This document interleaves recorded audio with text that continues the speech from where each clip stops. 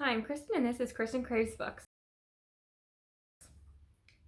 So I've always considered myself more of a contemporary reader. I've always loved literary fiction and I've loved historical fiction, but I never really got into fantasy here and there, but it was never a genre that I would list as my favorites. And I always preferred sci-fi over fantasy as well. But since the start of the pandemic, I have been delving more into fantasy. I think I like the escapism of it, and that's what a lot of us need right now. And there are 5 books that are YA fantasy that really made me fall in love with the genre over the last year. So I want to take a moment to talk about them. Even though I talk about them all the time, I'll continue to talk about them. I want to make a separate video where I just focus on these 5 books and how they really opened me up to a new genre and pushed me out of my comfort zone. So these are all books obviously I would recommend. So let's just get right into them. So I'm just going to come out strong with my favorite YA fantasy of all time, and that is Rare Bear by Jordan Ifueko, and this is actually a signed edition. And this book I got a ALC from Libro FM, and I started it not thinking much about it. I was like, oh, this looks fun, I'll give it a try, and it completely took me by surprise. I loved every second of it. This is the book that made me realize how much I love the found family trope. This follows Terasai, who is raised to be a weapon. She has a complicated relationship with her mother, and she is sent to marry or become part of a ray with the crown prince. And this means that they form a deep bond with her, and then I think there's 11 of them, so there's 11 people, and they're all part of this family, and they all have this deep connection through this ray. And then she was told that she was going to kill the crown prince for her mother, for her people. And of course, she goes to this new place, makes friends. The found family trope is huge in here, and things get complicated. And then what I really liked is the world in here. It's so complex, so original. Really loved the world building. I love the magic systems. Never read anything like it before. The characters are incredible. And I really appreciated the complicated relationship that Terasai has with her mother. I understand the motivations of everybody in here. There's some great representation in here. And this is the first book in a series, so we're going to get, this was a lot of setup. So I think there'll be a lot more plot and a lot more relationship building in the next book, which is called Redemptor, and the cover's amazing. I'm going to insert that here. I've been stalking Goodreads for more information about the sequel, and I cannot wait to read it because this book is one of my favorites of all time. So the next one is one that has actually got a lot of buzz, and deservedly so, and it was actually my first 5-star read of 2021, and no surprise here, it's Legendborn by Tracy Deonn. And this is actually an Arthurian retelling, which I didn't think I would like because King Arthur and the Knight's Table, that story doesn't appeal to me at all, but what Tracy Deonn did with this was so unique, so original. I loved Bree, our main character. She's flawed, but you understand her so deeply. And I loved the focus on intergenerational trauma in here, microaggressions. There's some great conversations in here, lots of nuance, but it's also just like a fun read. There's a lot to take in. There's hints at a love triangle in here, which isn't my favorite thing, but it so works in here because I can understand why Bree would have a connection to both of these characters. There's some great focus on friendship as well. And this follows Bree, as I said, who his mother has passed away, and she actually goes to a university that has a program for high school students, and she kind of gets wrapped up in a secret society, and things are slowly revealed. There's magic involved. She starts to realize that she has her own abilities, and if you like books and fantasies where there's competition involved, you're definitely going to get that in here. So excited. Cannot wait for the sequel, which I know comes out this year. Then the last one that I physically own is my most recent favorite, and that is A Dark and Hollow Stars by Ashley Shuttleworth. I've talked about this a lot. Like, if this became my brand, I would be so happy. This is a fae story, which is not my favorite. I've tried many fae stories, but this is the only one that I fell in love with.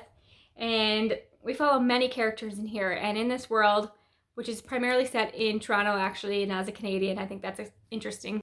So in A Dark and Hollow Star, in this world, Ironborn children are being murdered, their hearts are being ripped out, and there's two sets of characters. There's Arlo and Nausicaa, who's on the cover, and they kind of work together to see what's going on, and they have a great romance brewing. And then there's a king and his bodyguard who also have a bit of a romance, and they're trying to figure out what's happening. And then all four of these characters kind of come together, and the connection between the characters is what really stands out to me. Arlo might actually be my favorite character, followed by Nausicaa, but Arlo has a relationship with her cousin that is so sweet, so endearing, and I'm just so excited to see where this series is going, because a lot happened in here, a lot of great setup, but it doesn't leave you with tons of questions. Like, I liked how this ended. It felt like a full story, that this could almost stand alone, but of course I want more.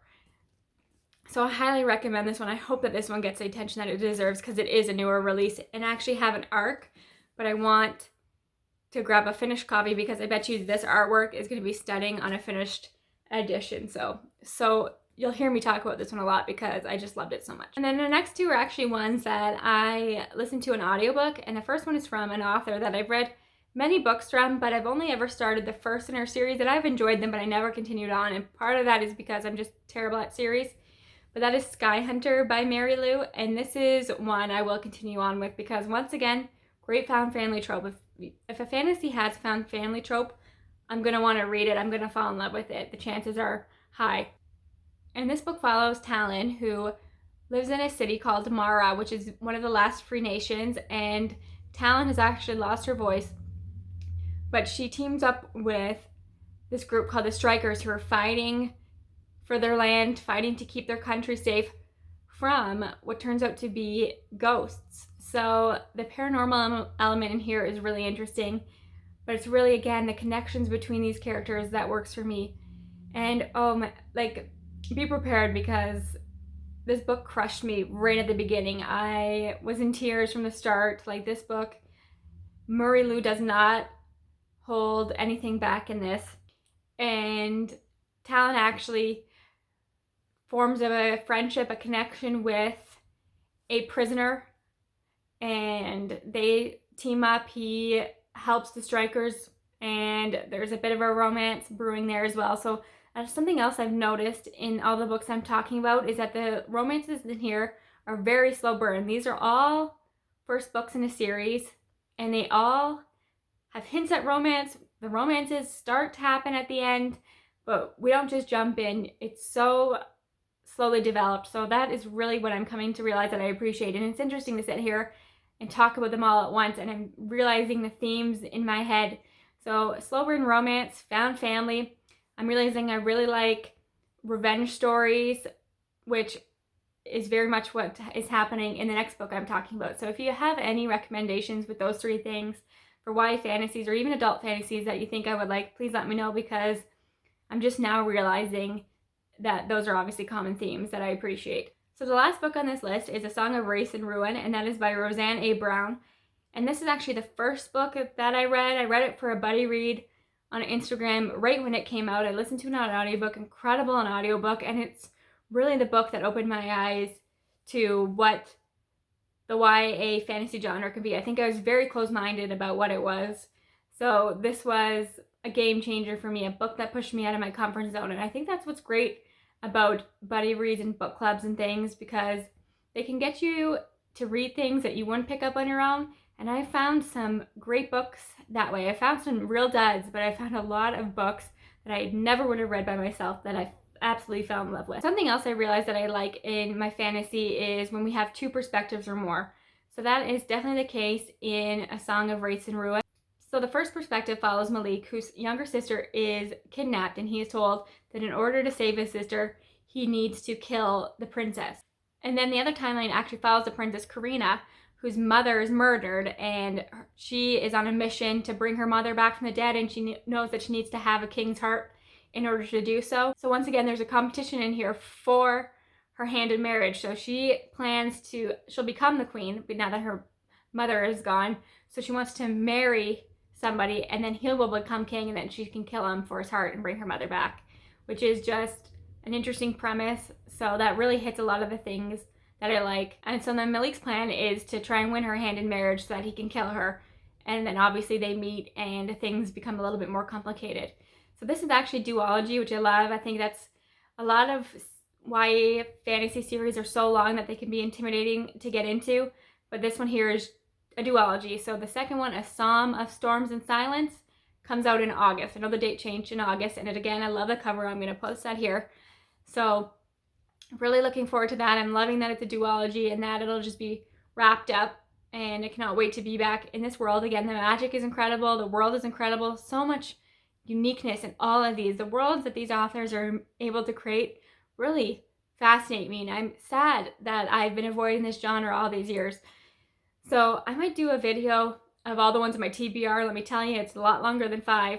And there are others that I've read that I really love, and maybe I'll do a part 2 of this in the future and keep you updated on the fantasy that I'm falling in love with, because it's interesting as somebody who's new to the genre, trying to figure out what I like and what I don't like. So once again, found families, revenge stories, great world building and magic systems, great characters, and slow burn romance. That is what I'm looking for. That is what I've discovered that I love in my YA fantasy, and that's what all these books have. So if you have any recommendations, please let me know. And I appreciate you all so much. Thanks again for your time. Bye for now.